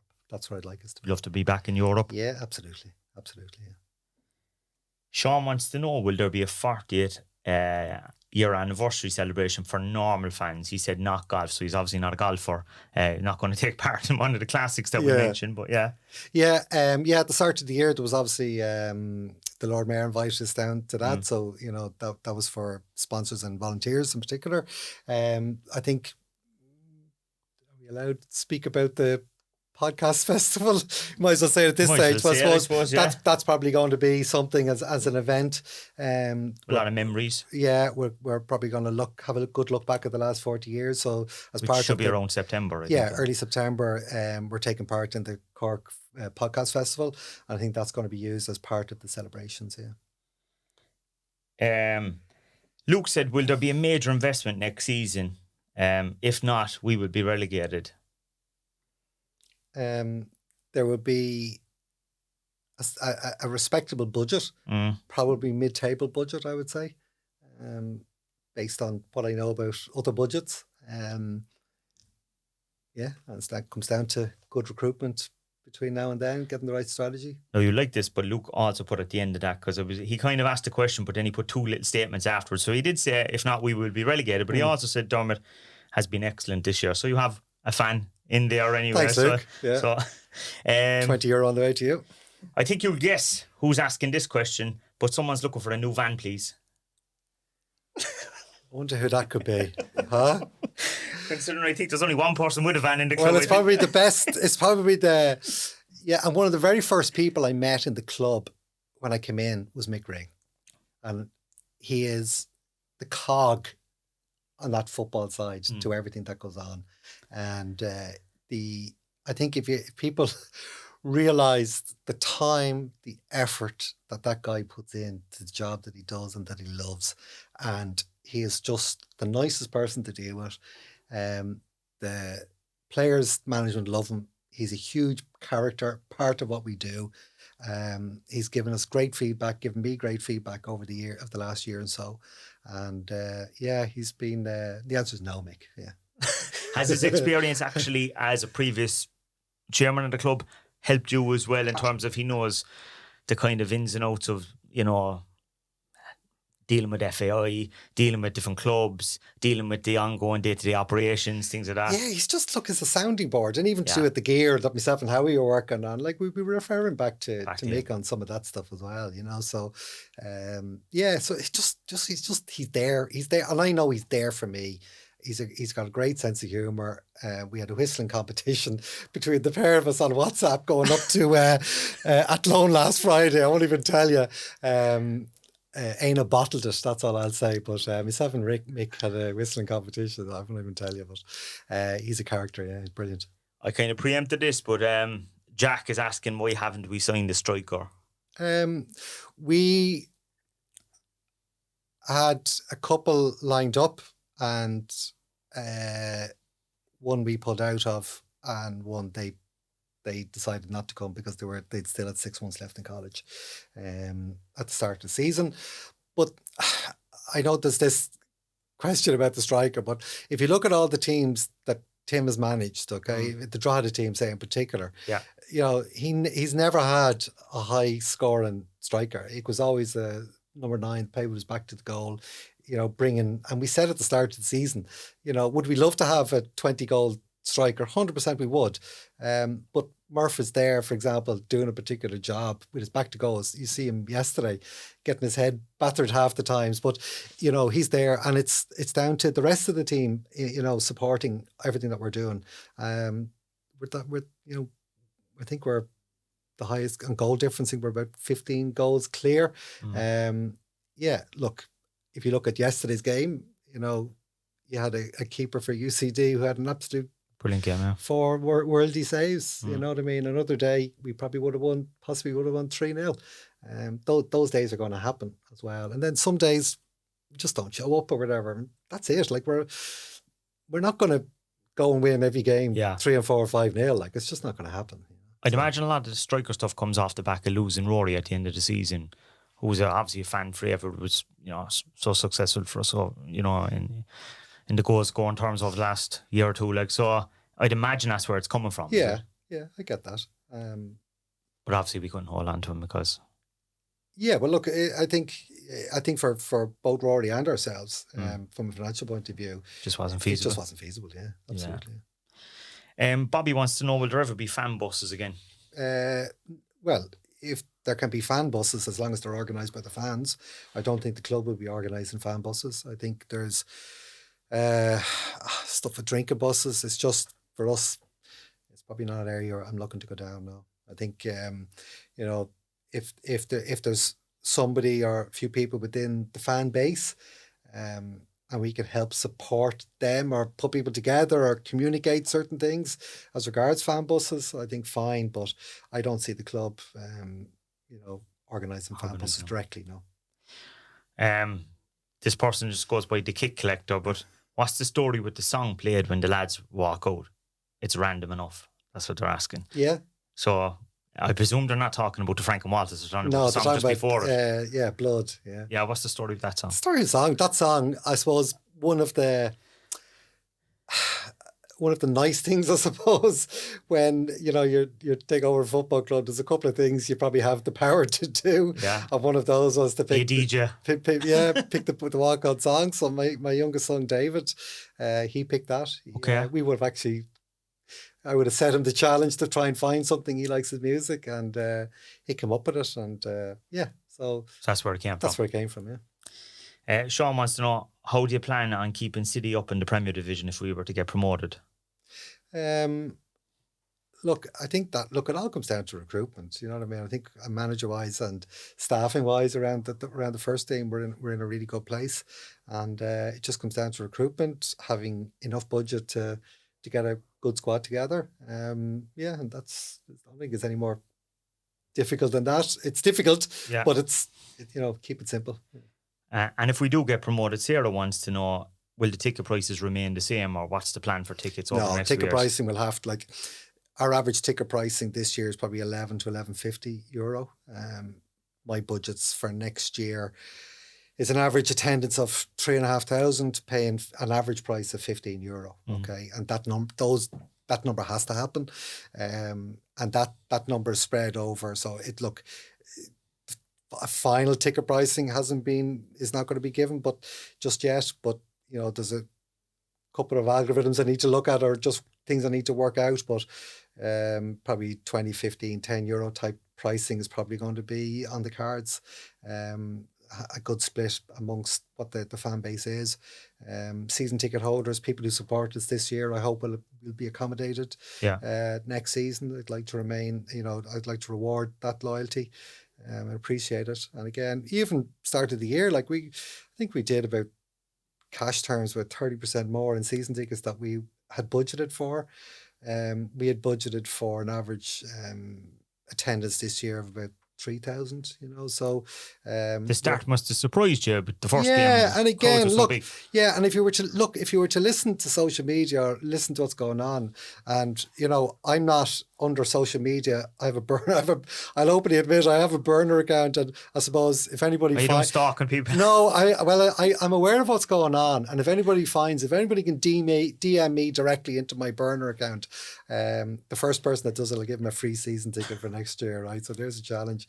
But I'm aware of what's going on, and there's a narrative from a select few. And look, I'd love that noise was quieting down a little bit, because I don't feel in any shape or form that they are the majority of the fan base. I think there's people using social media, in my opinion, they shouldn't even be allowed to have a mobile phone. They're not emotionally intelligent enough. I'm sorry for maybe disrespecting some of them, but it's just ridiculous. And it was interesting. The club has blocked a few people this year, we have, because again, why? Because first of all, the Cork City FC is a brand, okay? I want to protect what we have. So, and I think if you want to come on to our social media and post what I would call ridiculous commentary or stupidity, and everybody, I've nothing wrong with fair comment, or disappointed with the game, or we weren't great tonight, or whatever the usual stuff is. But when people come on with what I would regard as stupidity, and even on Friday, there was a couple of comments online I looked at and said, and thankfully a couple of people came in straight afterwards and said, would you ever cop onto yourself? We were after lose. That's the first match we're after losing. The degree of reaction and overreaction is completely disproportionate to what's going on. Look, I'm not going to apologise for it, because I want the people who are just, some of the stuff I just find mind-boggling. Some of the over emotional reactions to stuff is I just find crazy, and that says something about those people, not about us. But I'm in charge. If you want, they can say whatever they want on their own social media stuff. But if you're going to come on to the club stuff, and I'm not trying to cut everybody off here, far from it. Yeah. But there's some bullshit being put out there, and I have zero time for bullshit. Zero time for it. And if people come to me in my face and want to have a conversation with me, I'll have a reasonable conversation with anybody. But if you start talking shite to me, I'll shut you down pretty quickly too. And I've done that recently as well. So, have you blocked anyone from coming into the ground? Anybody that was blocked from coming into the ground was done because there was a security risk or something. Okay. Yeah. So you talked to like Robbie or something like that around that kind of area. Yeah. Yeah, but it's not a case that you saw something online and then you'd stop them from coming into the stadium. No. Yeah, there's been none of that. No. Good idea, though. The next question is probably your toughest question. Your favourite son. Well, and I won't tell you which one. Well, I know which. I can tell you now. There's only one son would write that question, and it's not him. So he's currently in America on a J1. So oh yeah, sorry about that, David. yeah. So Callum wants to know: do you see us being strong enough to stay up next season? What needs to change at the club? What's the main focus? I think you probably answered some of that. I think I probably answered that one. Yeah. Aaron wants to know: will we sign Sean Murray permanently? I would love that Sean Murray would be signed permanently. So that would be our goal to hold on to him. 100%. He's an absolute star. Like his work rate, his ethic, his personality off the pitch. He's just a good guy. Just loads of experience. He's exactly the type of person we want to have around the club. So I would, there's a conversation. Look, he signed with Glentoran still. It's out of my control a little bit. But if Sean said to me he wants to stay, I'd love to have him. The last question is, again, something that we've kind of said a while ago, is any transfer news at the moment that we should be aware of? Is there anything happening, bubbling behind the scenes? Yeah, look, the window doesn't open until the 1st of July. So, it's another month or so to go. 4 weeks or 4 whatever, weeks to go. So it's conversation. It's a weekly, every couple of days. I have a call with Timmy on Thursday, doing our half. We've finished the second phase of matches. We did a review after the first phase. We're doing a review after the second phase. And that's all part of that ongoing planning process for the next couple of years. So, as we wrap up the podcast, any final points you want to make to the fans, the ones that are listening right now? No, just stick with us. And through the good times and the bad, you got to stick with us. I hope, I hope we can get back up. Fingers crossed we can. I believe we can. I think there's a group of players there that can get us back up. I hope we can grow into the Premier next season. And I hope people can support what we're trying to do. I cannot do it on my own. Just can't do it on my own.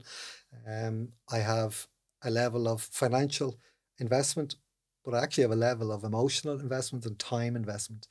I am 24/7 full-time working at this club, and I don't charge the club obviously a penny for the work. It's investment for my club, and even if other investors come in, there's no charge there for my time, and that's worth something as well. I have a lot of experience in what I in business, I suppose, and I feel I do have the right strategy. Got a few things wrong last year on the football side, and I'll hold my hand up to that. And you know what? I'll probably get more things wrong down the road, but not everybody gets everything right. But if I do get something wrong, I'll hold my hand up and we'll try and fix it as quick as we can. That's all I can do. Well, thanks for coming in, Dermot. Thanks, and Stephen. best of luck for the rest of the season. Cheers. Thanks, guys. Yeah, that was a long interview. That was a long one, yeah. We'll probably have to wrap this up fairly soon. I'd say people will be sick of the sight of us. Otherwise, we could get to the 2 hour mark. I don't think we've got to 2 hours yet on the podcast. Not yet. That day will probably come, yeah. We could be close here today, actually, yeah. Yeah, no, I think you covered a lot of stuff in that. And I was trying to come at it from a fan perspective there as well. And, for some people that might be neutral listening to it, or people that might know Dermot and they might be saying, God, man's asking a lot of negative questions early on. But I think sometimes you have to ask those type of things. But that's kind of stuff as well, especially, in relation to last year. Yeah.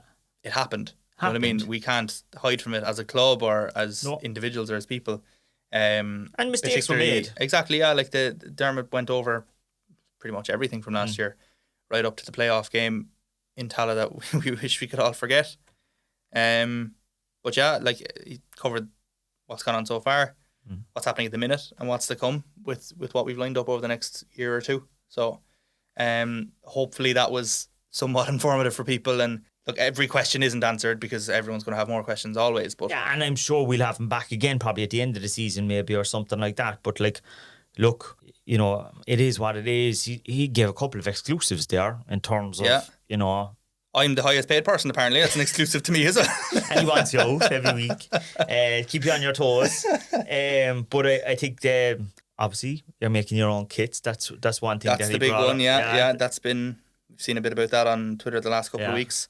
Dermot mentioned there we were at ISPO in Munich last year and we met a lot of suppliers and stuff, and we've looked and we've seen what we're getting, and the guy that we're working with, as Dermot said, has years and years of experience, and even the stuff we've seen so far looks really good, and it looks like Dermot's whole thing is the business side of things. On that side, it makes perfect sense. Yeah. I get as well the risk that you mentioned about the brand name and people and stuff like that. I suppose at the same time that's a challenge for us then, that if it looks really nice, it looks really nice. So the pressure's on there for us. That's me coming with a marketing hat saying, okay, it's nice But to be associated with it's a fair concern with as a big well, brand. Yeah. You know what I mean? It's nice to be associated with an Adidas or a Nike or whoever, you know, involved with the club. But yeah, but then again, we're not Real Madrid or Borussia Dortmund or whoever. We're not one of those clubs, so we can't, you know, demand on the big brands to kind of look after us. You know what I mean? Look, we go to Adidas or Nike or whoever, they're not giving us, you know, the nice bespoke designs. We're not like we're not there. We just aren't. Whereas the route that we're going, we have more freedom in terms of design.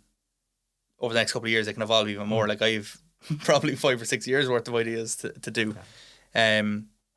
But yeah, like the possibilities are endless. Yeah, even when it comes to, it's not just jerseys, but the training ranges, stuff like that. Like we can do what we want, and I think that's exciting in terms of we've always been as a club associated with lovely kits right back to the 90s and stuff. And this is obviously different as it's not an Adidas or whatever, but the potential is there to have some really eye-catching kits.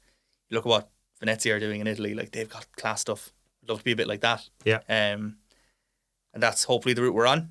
And as Dermot mentioned as well, the retro feeling cup kits that will be coming. Again, we can tap into some of the older stuff. And obviously the trend at the moment is people like to buy lots of kits.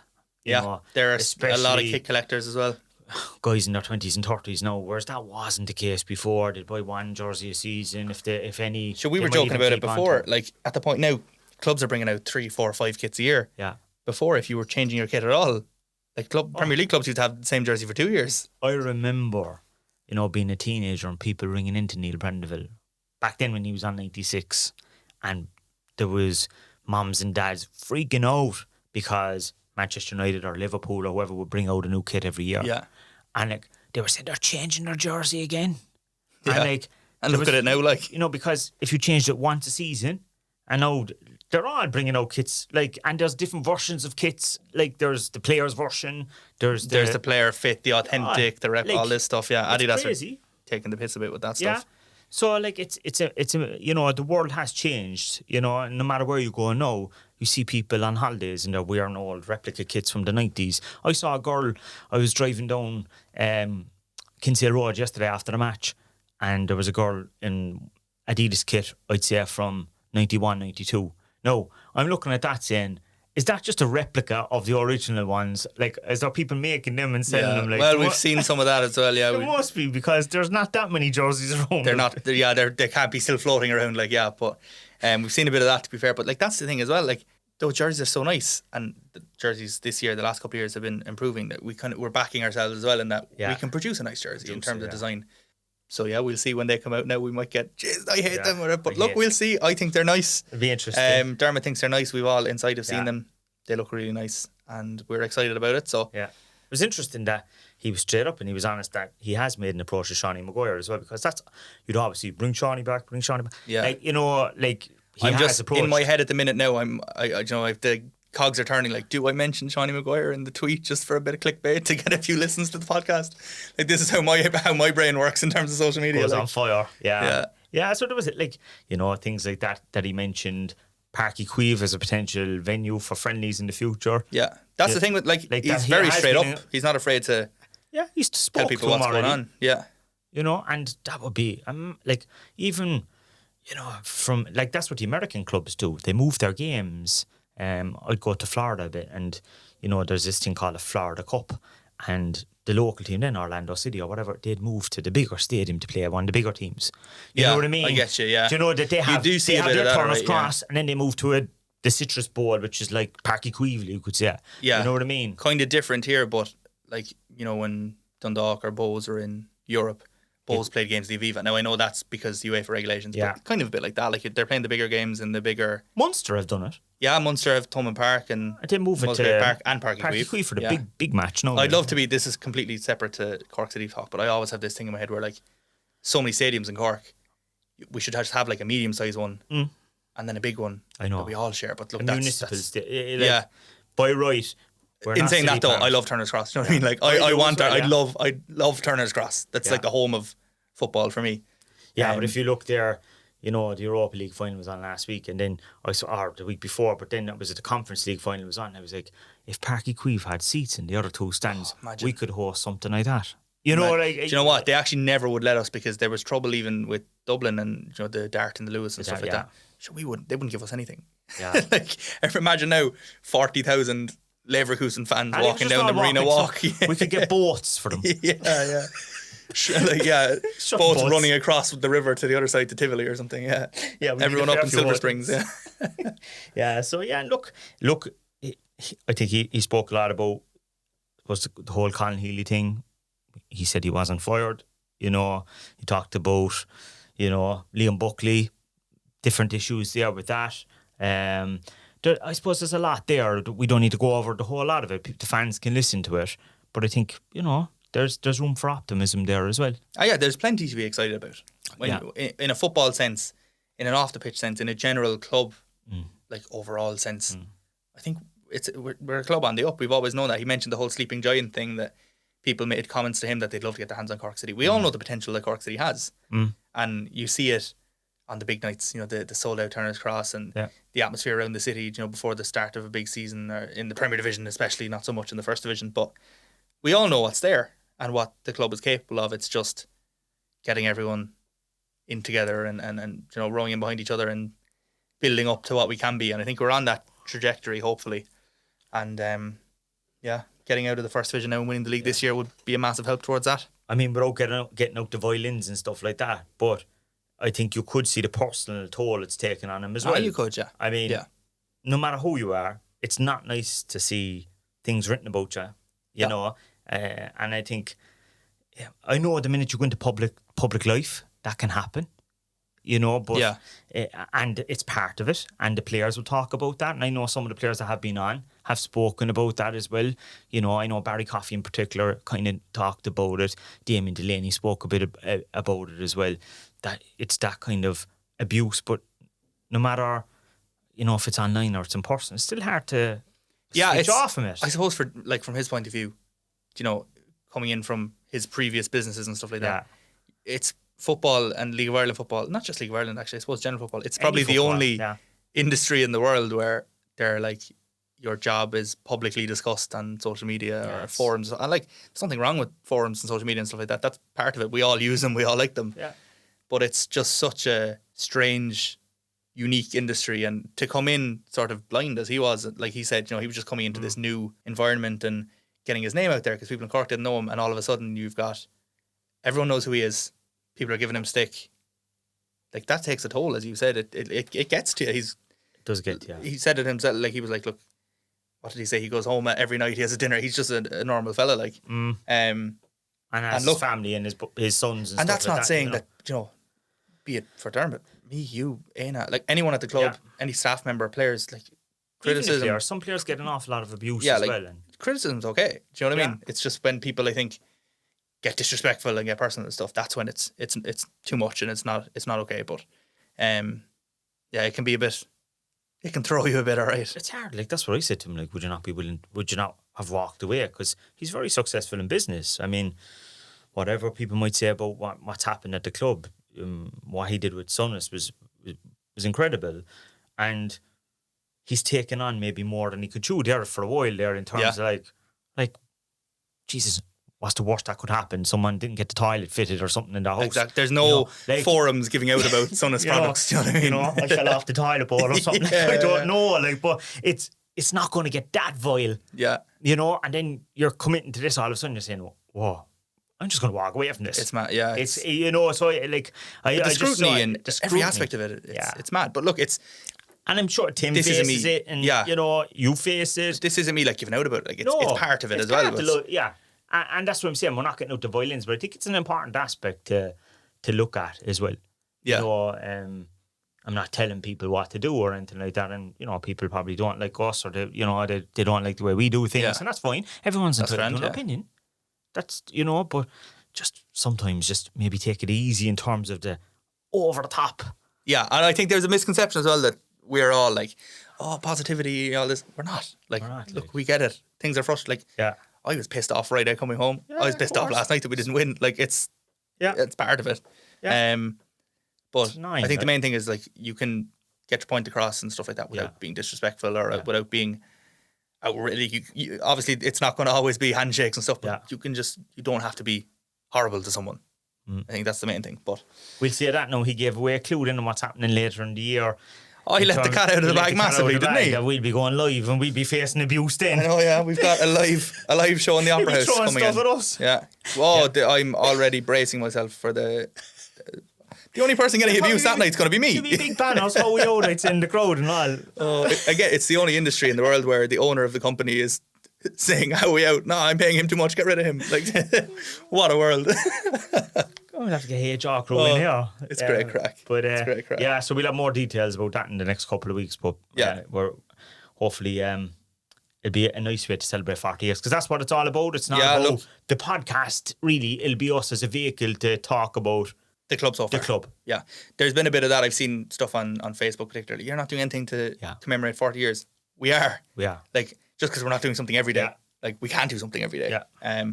But there are plans to do things, and that'll be a big one. And we want to get guests in from every era of the club. We want to get past players, past managers. Yeah. We're going to be having a lot of conversations around that.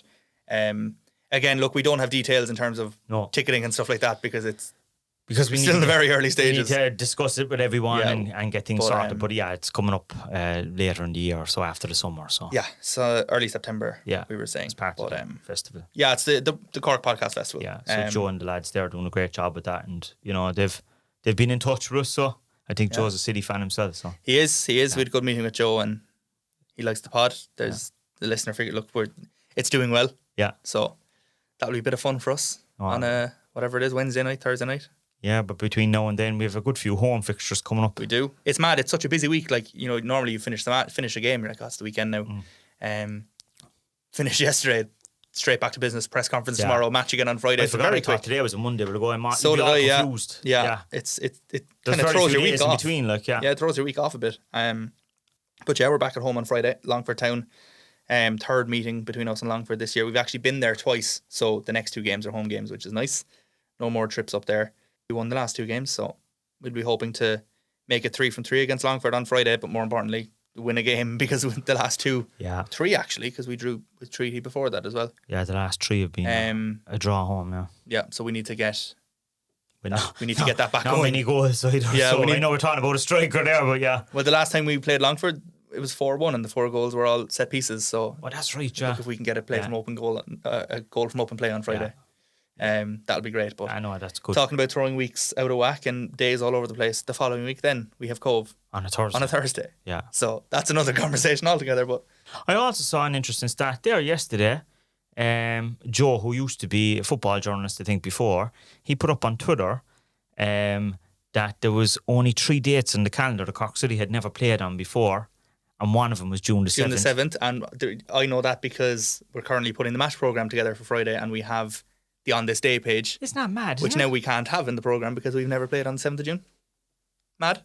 Madly, because some soccer's existed a long time. Yeah, and as long as I've been doing the programme now, chipping in for a couple of years, and I've always been thinking, I wonder, will there ever be a day where we haven't had a game? Yeah. And then, sure enough, the text came in the group chat the other day that it's the only game, one of the only days we've never played on. The other 2?